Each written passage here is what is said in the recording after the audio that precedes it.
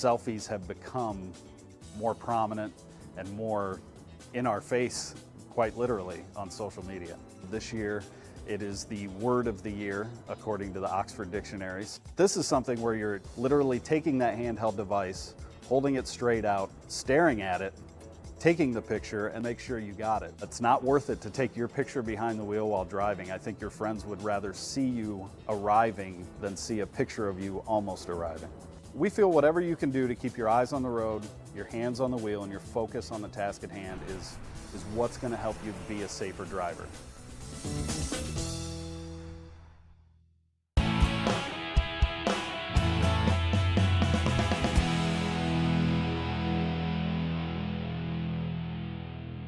Hello everyone, and welcome to this edition of the Ford Drive Safe video recap. I am thrilled to be welcoming a great guest tonight, but before I announce it, I want to make sure you all know that tonight we give away a Plantronics headset, one of those great devices that will help you drive safely on the road, totally hands-free and Bluetooth enabled. And we want to make sure that all of you on the road know that Ford, as well as many other car manufacturers, are doing as much as possible to ensure that we all drive safely. And so, although our sponsor tonight is Ford, and we are grateful for it, I want to make sure that you all know that this recap is about giving you tips and resources to help you drive safely and get to your destination, as quickly and efficiently as possible. So tonight's Plantronics headset is actually going to be awarded to a random person that shares with us what they learned tonight, what you learned on the recap, what you learned on the Twitter chat of Ford Drive Safe. So now I'm pleased to welcome Tommy Clifford, and he is at TommyTRC on Twitter. Hey, Tommy. Hello, Monica. Thank you for having me. It's great to see you, Tommy. I know that you have a lot of experience not only driving, but also you have kids that are soon drivers that you might be getting you started on this whole road of teaching them how to do it safely. What are your what state are you in? How old is your oldest child? Well, I have a 20-year-old, so she's well on her driving journey, but I also have a 15-year-old who's just about to enter her 16th birthday, and that means car and license, and so now she has her temps, and it's nerve-wracking. Attempts. Tell me about what you learned from your first driver, from your 20-year-old that you're going to be using with your 15-year-old.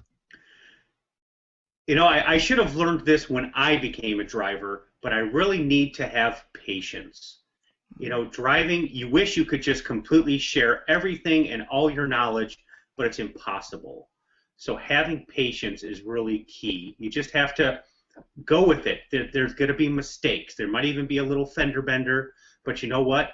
You're going to get through it, and you're going to be a better, safer driver once you take that needed time. We want to teach our kids, right? We want them to learn. Tell me a little bit about technology. So when you think about some of the advancements in technology, I'm sure you think of MyKey. Are you familiar with MyKey? We learned a little bit about it tonight. I am familiar with it, and it seems like an amazing idea. I'm sad that it wasn't. That certainly my parents could have used that, because there's nothing more than you get a car, you're away from your parents, they don't see what's going on, you may not be as careful with that very expensive asset as you should be. Yeah. So I think that's an amazing technology. Yeah, it's so true. It's the whole idea of being able to just manage cars' speed, the decibel level of the radio would be so important to, just really give a teen training wheels, if you will, right, to drive as safe as possible. So. Absolutely. I think limiting the distraction is a big key there. And if they know, I think if I had known my parents were watching, I may have taken better care. Yeah, it's ever so true. Something about, having that safety if you need it. I was recently walking my dog, and one of the neighbors' new drivers, teens, kind of made a little bit of a close turn on the road, and I thought, something about being able to have those controls. I could hear the music blaring, and it's really, as you said, it's distractions that are the problem. So reducing distractions with the MyKey technology that Ford cars have is really kind of a super useful tool, I find. Absolutely, absolutely. That would have been huge for me. The other one I loved was the idea of these inflatable rear seat belts, right? What do they actually do? What is it that they're protecting us from? Well, certainly it's going to help you when you, as you're getting ready for an impact. It's kind of like it's going to be an airbag for your seatbelt. I mean, when you think about what happens in the back seat, and obviously being in the back seat, you're more protected, but you don't have that cushion like the front seat drivers have the airbag and have the cushion. Rear seat drivers, or rear seat passengers, excuse me, do not. So that can be very helpful too. Yeah, that's actually okay. So I get that. So if you're in the rear and you just have a seat belt, you can still get hurt somewhat, right? Because even though you might be strapped, there's Absolutely. nothing to cushion the blows. Okay. Right. That's really great. I know this is one of the Ford safety technologies, is that rear inflatable seat belt, if you will. Although oftentimes I think we have to start with just plain old seat belts, right? A lot of people evidently are still not buckling up, and that kind of blows my mind. It does blow my mind. It's hard to get past the fact that something so simple becomes such a stumbling block. I don't get it. It doesn't make any sense whatsoever. It doesn't. I know a lot of people that are driving on the roads today did not grow up with a seatbelt, and they tend to say, well, I'm okay, and I didn't drive with a seatbelt, but that really should not be a reason not to buckle up and to actually set a good example for other drivers. Oftentimes, I'll get on a taxi, and he or she is not using a seatbelt, and I'm thinking, well, why not? Just because you didn't grow up with it, there's no reason not to use something that is such a basic safety tool, don't you think? That's your first line of defense. And, growing up, there was this really great TV commercial where a police officer made a comment. He said, in the 25 years I've been on the force, I've never had to unbuckle a dead body.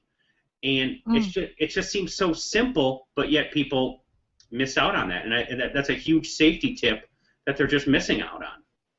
Yeah, it's actually something so basic. I know that Marty ran the selfie video, which also blows my mind. I was recently on my way to New Jersey, just driving. It's about an hour's drive, and I saw this guy. Literally, it's not just teen girls, which I thought that was the case, that they're most enthralled with selfies. This guy seriously was not very young, he had gray hairs, and I saw him actually holding his smartphone, taking a selfie of himself while he was driving on the New Jersey Turnpike.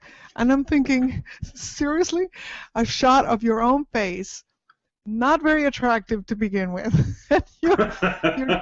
You're jeopardizing getting there for taking that picture. I mean, seriously, it just blows my mind sometimes. Well, and you said something really pretty strong in the Twitter chat.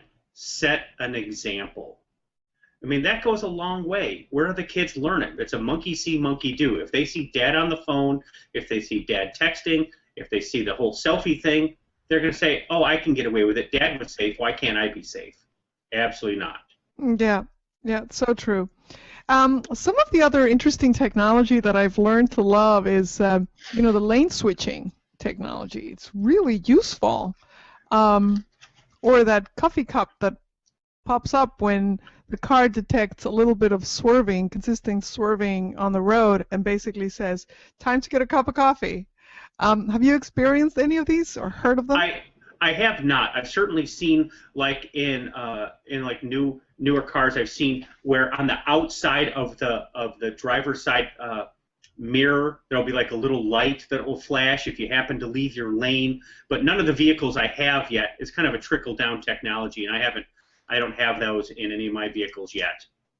Yeah, I was driving back from Boston, and it was, I was a little tired, but I thought I was fine. I was driving fine, and all of a sudden, an alarm, a beep, loud enough, but not obnoxious loud, a loud enough beep was popping up and just beeping at me with a little coffee cup and the little smoke coming out of the coffee cup on the on the dashboard, and I thought, oh my gosh, the car thinks I'm falling asleep, and you don't know, right? You just don't know when you're falling Absolutely. asleep. No, So you have no idea, and that's a great reminder to. I mean, people just kind of get snowblind to the whole thing and don't realize that. Oh, I need to pull over and take a little rest or get a cup of coffee. Absolutely. yeah, I actually did. Just I was like, well, I'm fine, but I'm gonna have a cup of coffee as the car is suggesting. There's technology here. One of the fascinating technologies to me is also that self park. Have you seen it happen? I saw it I on the have. road. I was at the Chicago Auto Show, and they actually had a demonstration set up, and it was pretty unbelievable to think that technology is going to park it better than some of the best parkers. It was pretty neat. I love that. I love this idea that anybody can park well now, right? You just turn it right on. Perfect for if you're a big city driver and you have to. Sometimes those parking spots are the tiniest little things, and just wheeled its way right in, and it was pretty awesome. Yeah, I agree. It was great. The very last accident that I had was pulling out of a parking lot in a sort of, it was an open supermarket area, right? So I just pulled back, and this other lady, pulled out at the same time. And now car technology allows you to see and to alert you when you're actually backing up, and if there's another car coming close. So it's one of those things that even those basic sort of quick fender benders that are obviously not life-threatening, but certainly, they're accidents, can be avoided. What's the last accident that you had, Tommy? I'm just curious.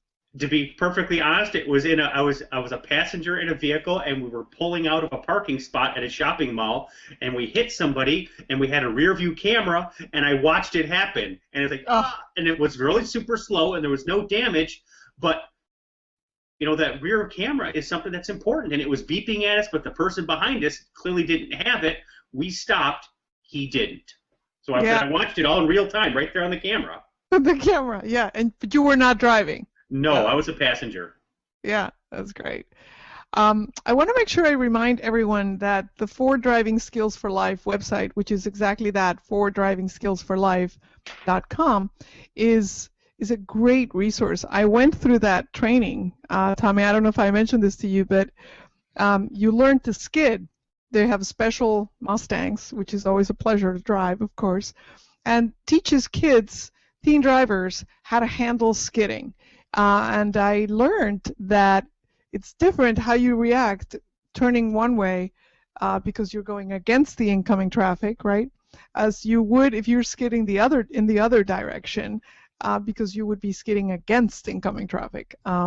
Absolutely fascinating training, and something I would encourage everyone to look into if it's in your area.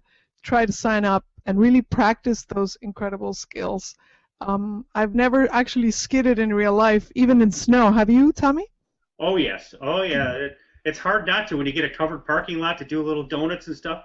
But it's actually kind of, people laugh, but you understand how the car reacts. And so it may be something that seems a little bit over the top, but you understand how the car is going to react. And I thought that was sometimes can be an important thing. And it's fun. Yeah, no, this is true. I also love, to me, I haven't experienced it, but to me it feels a little Jetsons, this whole idea of two things: the cars that will brake before impact. Oh yes, pre-braking. Right, so they sense that you're about to hit something and they just brake. I find that absolutely fascinating. I wouldn't even know how to brace myself for it, but I would love to be able to have that technology. And the other one is just kind of self-driving cars. That is completely Jetsons to me. Oh, it absolutely is. And I love the fact that the seat belts will pre-tension. The brakes will come on. They'll actually, like, if you're in a moist environment, they'll actually start to heat up the brakes, and then the seat belts will pre-tension for you. So there's a lot of technology out there to help you.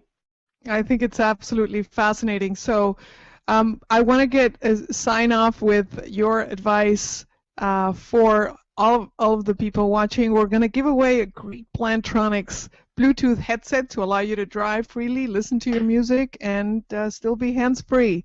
But I want to sign off with Tommy's best advice, and also we have some great videos that Marty will have running for us that we want you to see.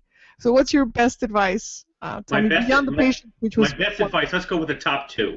First, keep a proper distance on the road. I think that's huge.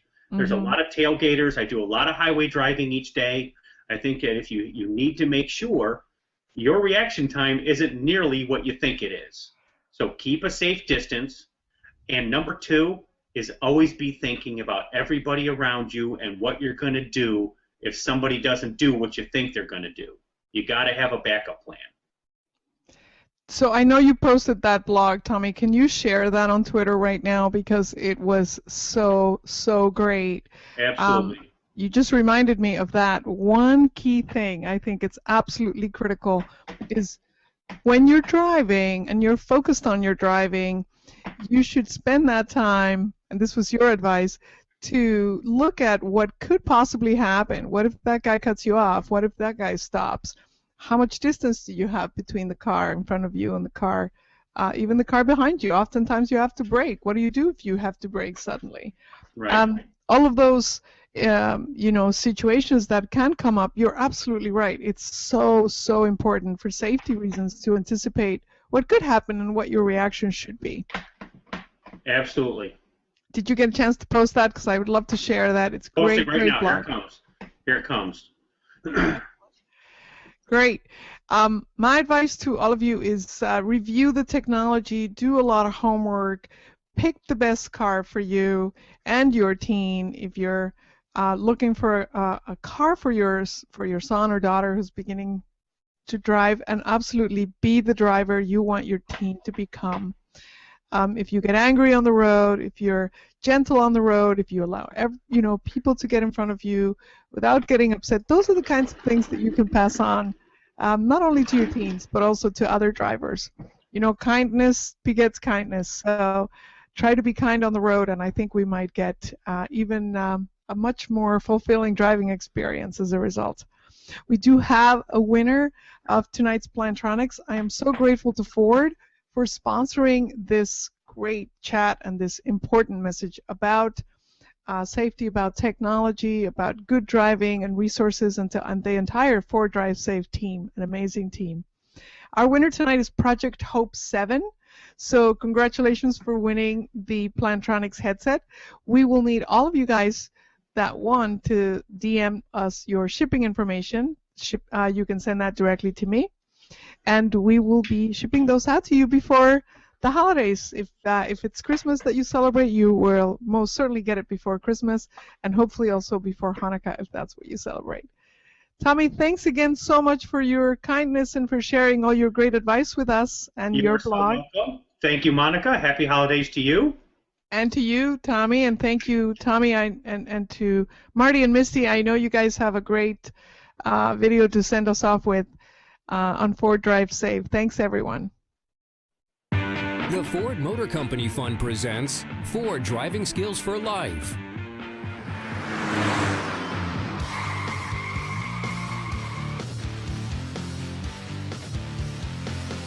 This exciting course will put you in the driver's seat and test your skills. From distracted driving to simulated impaired driving and skid control.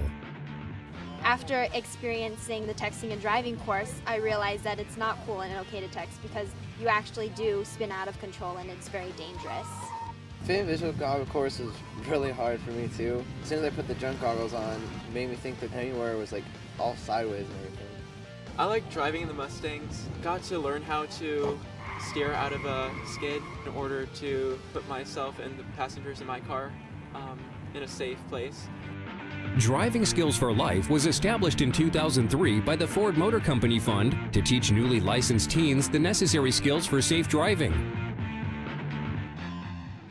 Because believe it or not, what I'm going to tell you could actually change your life. It could do something really good for you. We want to put you behind the wheel to become a safer, more experienced driver. Under close supervision, you will be trained in a real-life, hands-on environment. Don't miss this exciting opportunity. Talk to your school today to guarantee one of the limited available spots. Ford Driving Skills for Life.